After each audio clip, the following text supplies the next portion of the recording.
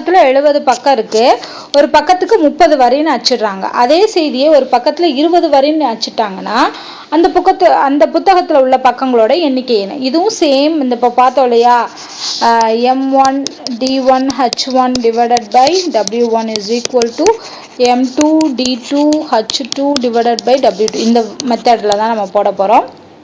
So ஏன்னா 2 set ஒரு book தான், அப்போ இங்கே வேலைங்கிறது 1 தான். ஒரு புத்தகத்தில் எத்தனை பக்கம் இருக்குது? 70 பக்கம். ஒரு பக்கத்துக்கு 30 வரின்னு சொல்லி 70 பக்கத்துக்கு 30 வரி. ஓகேவா?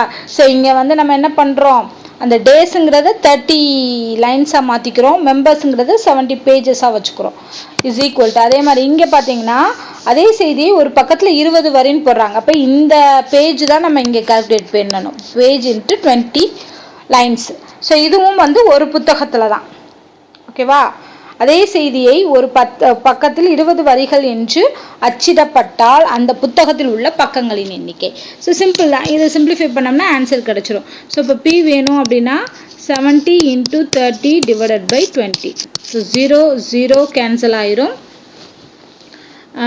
இதை அடித்தோம்னா 35. ஓகேவா? ஸோ இதை சிம்பிளிஃபை பண்ணிங்கன்னா 105 வரும்.